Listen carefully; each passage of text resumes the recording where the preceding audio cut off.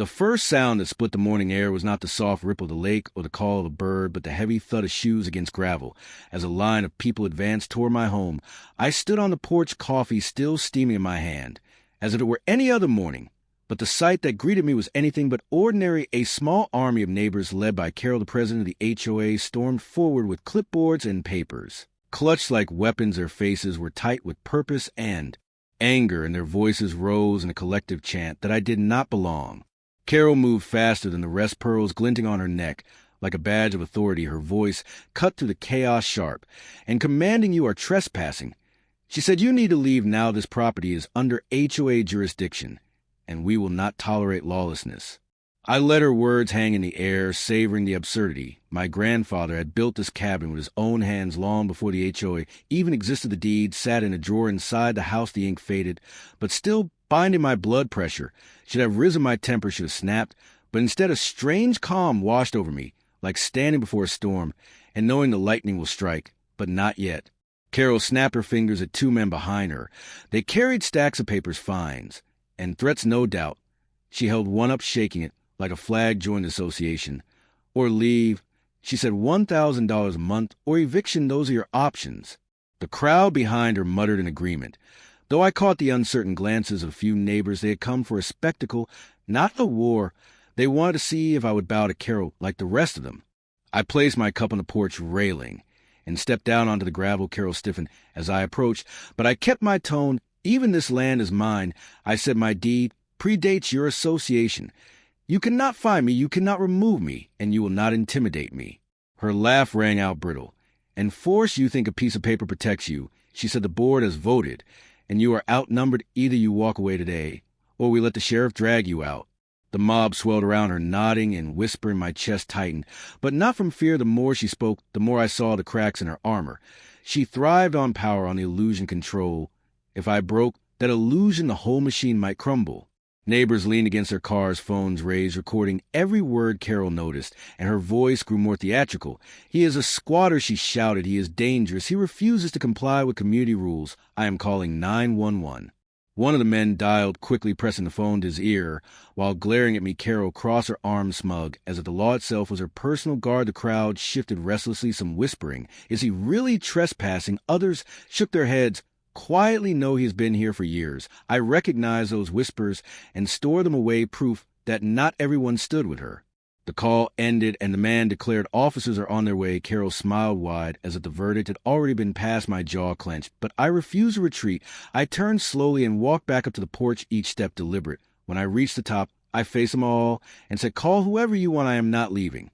For a moment, silence spread across the gravel like a heavy fog. The HOA members shuffled uncertain. Carol kept her smile, but her eyes narrowed. The lake shimmer behind them, calm and eternal, a silent witness to their arrogance.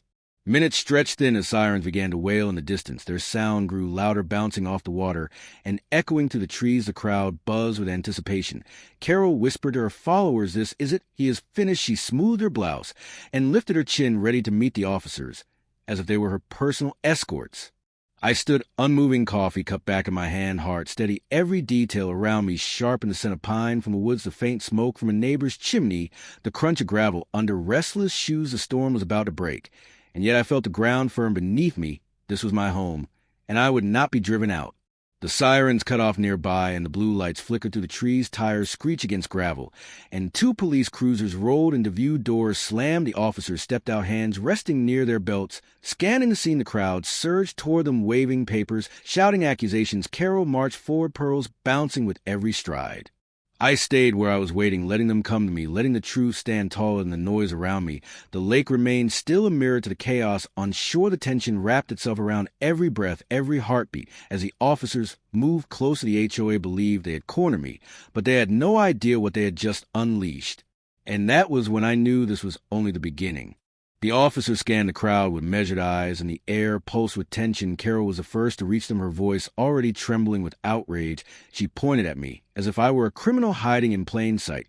"He is trespassing," she declared. "He refuses to comply with community rules. He threatened us, and he is dangerous. You need to remove him immediately." The officers exchanged a glance, one of them scribbling notes, while the other turned his gaze toward me. I remained on the porch, hands visible, my coffee cup Resting calmly on the railing, the officer approached his boots, crunching against the gravel. "Sir, we receive a report of trespassing." He said, "Can I see some identification and any proof of ownership?" Without hesitation, I stepped inside and returned with a worn folder that contained my deed. The paper was yellow with age, but the seal and signatures were as clear as the day they were written. I handed it over and watched as the officer studied, his brow furrowed, and he stepped aside, conferring quietly with his partner. Carol's smile wavered. She pressed forward, insisting that deed is meaningless. Our bylaws state that no resident can live here without joining the association. He is refusing to pay fees and must be evicted. The crowd murmured, as if the volume of her voice might transform lies into law. The officers returned and handed the deed back to me. One of them said calmly, "This document shows your property predates the HOA. We cannot remove you." The crowd shifted uneasily. Some neighbors nodded quietly, vindicated. Others avoided Carol's glare. Carol's face flushed with rage, her lips thinned, and she snapped at the officers. "So you are just going to let him defy the community? You are going to let him ignore the rules?" The officer replied firmly, "Ma'am, your association has no authority over land that was never incorporated into its charter. If you continue to harass this man, it could be considered trespassing." The words landed like stones in a pond, rippling outward. Carol froze for a moment, her expression hard and unreadable. She turned abruptly and stormed back toward her group. They clustered around her, whispering urgently like a pack of animals. Sensing their leader had faltered, I knew then that their anger would not fade, it would only grow more desperate. The officers departed after cautioning both sides to remain civil. Their cruisers vanished down the road, and silence lingered in their wake. Carol's eyes locked on mine one last time before she turned away. It was a promise, not of surrender, but of war.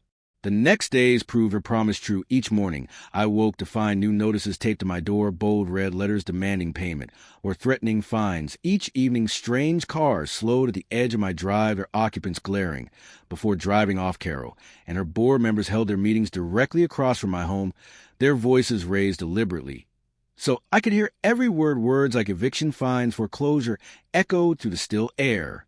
I refused to react. Instead, I documented everything. Every slip of paper was photographed, every confrontation recorded with time and date stamped clear. I set up small cameras on the corners of the cabin, capturing the endless parade of harassment. It was tedious work, but I knew every second of footage was ammunition for a battle still come. Neighbors grew restless. Some avoided me entirely, fearing Carol's wrath. Others gave subtle nods to support. A man walking his dog whispered, "You are in the right."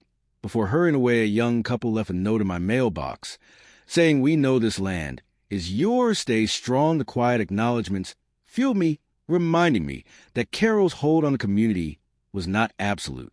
Still, the harassment escalated. One afternoon, I returned from town to find the access road blocked by bright orange cones, and a heavy chain stretched across the entrance. Carol stood nearby, hands on hips. When I demanded the barrier be removed, she smirked and said, "This road is HOA property. If you want access, you pay." Her followers laughed. I filmed the entire scene, capturing every word and every smug grin. That night, I sat at my desk, reviewing the footage, replaying Carol's arrogance over and over. It was not enough to simply endure. I needed a plan. She had power only because she convinced others she had power. If I could reveal the truth, her entire empire would collapse. I dug into property records, scouring county archives, until the early hours of morning. The discovery came like a spark in the dark. The HOA had no legal claim to my lot, not now, not ever. In fact, they had quietly extended their so-called lake rights far beyond the boundaries originally approved. They were trespassing, not me. I leaned back in my chair, the glow of the screen reflecting off the deed spread out beside me. A slow smile crept across my face. They had called the police, believing the law was their weapon, but the law was mine. They had tried to bury me in fines, but those fines were nothing more than scraps of paper. The next day, I called an attorney, a sharp-minded man recommended by a friend. He listened carefully as I explained every detail, then said, "You have them cornered. Keep documenting everything, and leave the rest to me." His confidence was steadying like a hand on my shoulder. That evening, I walked to the porch as the sun dipped low behind the lake. The water glowed gold and crimson, while the cicadas hummed in the trees across the road. Carol and her followers gathered again, shouting insults and threats. I raised my phone, casually recording them, as if it were just another chore in my day. They grew louder, trying to provoke me, but I only smiled. In that moment, I realized something profound. They believed their voices were thunder, but they were nothing more than echoes. My silence was stronger than their noise, my patience sharper than their fury. They thought they had driven me into a corner, but I had already found the path out. The sky darkened, the shouts faded, and I stood alone on my porch. The lake reflected the first stars of the night calm, and endless. They had no idea the tide was about to turn. The first video went online late on a Tuesday night, and by Wednesday morning the numbers were already climbing. Thousands of strangers watched Carol shout on my porch, her voice shrill, her fingers stabbing the air, while her followers nodded like puppets. The comments rolled in faster than I could read them. Some laughed at her performance. Others cursed the arrogance of an HOA trying to bully a homeowner. A few offered legal advice, and more than a few promised they would never buy property anywhere. Near a homeowners association, the tide had shifted. Neighbors who once kept their distance now lingered at the edge of my drive, offering quiet words of support. A retired man from 2 cabins down stopped by with coffee, saying, "Son, you have a whole town on your side." Now the quiet couple who had left me the note finally came to speak in person, their voices shaky but firm. "We are sorry we stayed silent so long." They cannot keep getting away with this. Carol noticed a shift, and her fury deepened. Within days, local news crews arrived, their cameras pointed at the lake, while reporters asked me to recount every detail. I showed them the notices, the videos, the property records. Every fact was laid bare, and the story spread further. Soon the image of Carol waving her clipboard like a sword appeared on television screens. Across the state, her name became a punchline for every joke about power-hungry neighbors. My attorney moved quickly, filing suit for harassment, trespassing, and defamation. He prepared every clip and document for court. His voice was steady and sharp. "They thought they could intimidate you," he said, "but they only handed us evidence on a silver platter." Carol responded with her own lawyer, a slick man who strutted into the courthouse as if the outcome were already secured. She arrived at hearings dressed in pearls and pastel suits, her expression calm, but her eyes burning with resentment. She believed she could talk circles around the law, just as she had around her neighbors. The courtroom smelled of polished wood and old paper. The judge sat high above us, unmoved by theatrics. Carol's lawyer began with a flourish, claiming that I had disrupted the harmony of the community, refused to follow established rules, and endangered the peace. He painted a picture of me as a rogue squatter unwilling to contribute to greater good. But when my attorney rose, the air shifted. He placed the deed on the table, held up the county records, and played the videos of Carol's endless tirades. Her voice echoed through the room, shrill and impossible to ignore. The judge leaned forward, eyes narrowing as each clip played. Carol shouting on my porch, Carol blocking the road, Carol calling me a squatter on land legally mine. When the videos ended, silence hung heavy. The judge cleared his throat and said, "This court finds that the HOA has no jurisdiction over the plaintiff's property. Furthermore, the actions of the association constitute harassment, and trespassing. The damages will be awarded accordingly." The gavel struck, and Carol's face drained of color. The pearls around her neck suddenly seemed less like a crown and more like a chain. The crowd of spectators shifted, murmuring. Some of her own board members refused to meet her eyes. The news cameras caught it. All her humiliation was no longer private. It was public, permanent, and undeniable. Outside the courthouse, microphones crowded around me. A reporter asked, "How do you feel about the ruling?" I smiled, not with arrogance, but with the relief of a man who had carried a storm on his shoulders too long. I said, "Justice always finds its way, no matter how loud the lies." Maybe the clip aired that night and spread as quickly as the first videos. The story became a symbol of resistance against bullies in suits and titles.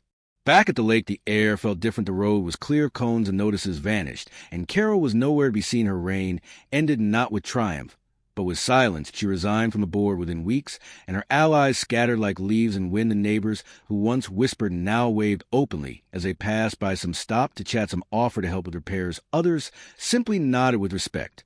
I sat on the porch in the cool evening air, coffee in hand, watching the sun sink into the lake. The water shimmered gold and silver, a reminder that some things remain untouched by greed. The cabin stood sturdy, the deed safe in its drawer, and the echoes of Carol's fury fading into memory. I breathed deeply, letting the calm settle over me. They had stormed my home. They had called the police. They had tried every weapon in their arsenal, but in the end they discovered the truth. I looked out over the water and smiled. They thought power was theirs to hold with titles and threats, but the power had always belonged to me and to the land itself. The lake reflected the stars as night fell, and I knew the fight was finished. Yet even in victory, a spark of vigilance remained, because people like Carol never truly disappear. They wait in shadows, dreaming of control, but if they returned, they would find me ready. For now, I sipped my coffee and let the night claim the sky. The lake whispered softly against the shore, carrying the promise of peace. I held all the power, and I intended to keep it. The weeks after the court ruling passed with an unfamiliar quiet, and I almost believed the storm had ended, but people like Carol never surrendered. Without one final strike, I should have known. She would return her pride, was too sharp her hunger for control, too deep one late afternoon, as the lake glowed with the soft light of sunset. I heard voices rising from the road. I stepped onto the porch and saw Carol again, this time with fewer allies, but with a defiant gleam in her eyes. She had not accepted defeat, and now she was determined to rewrite it.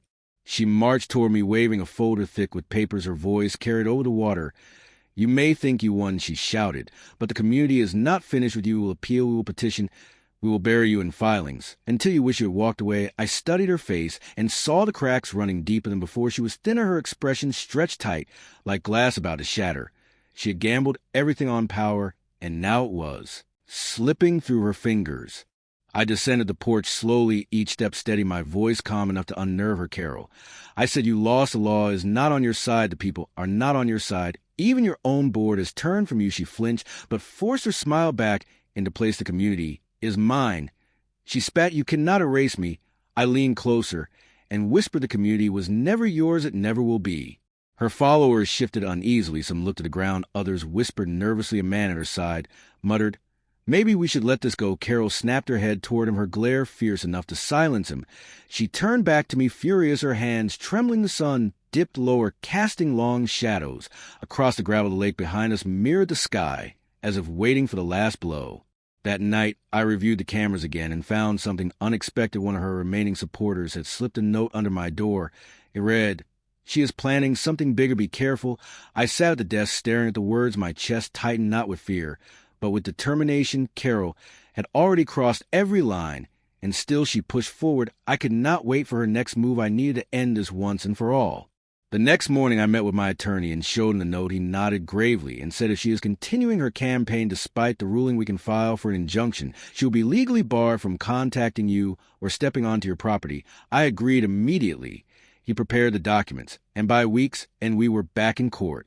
Carol entered the room, her posture brittle, but her eyes burning. She clutched the same folder, as if it were a shield. Her lawyer spoke first, arguing that she had every right to continue challenging the decision, that my presence was still a violation of community standards. The judge listened quietly, then turned to me. My attorney laid out the videos, the new threats, the note warning of her next scheme. The judge leaned forward, his voice sharp enough to slice through the air. "This court will not tolerate harassment or defiance of his rulings effective immediately. Carol, you are forbidden from contacting this man or approaching his property. Any violation will result in contempt of court and possible jail time." The gavel struck. Carol's face twisted, her eyes wide, as if the floor had vanished beneath her feet. The climax came not in her words, but in her silence. She opened her mouth to argue, but no sound emerged. Her lawyer tugged at her arm, urging her to sit. She slumped into a chair, her pearls dull under the fluorescent lights. Her allies sat rigid, their loyalty crumbling with every second. The power she had wielded so arrogantly shattered like glass against stone.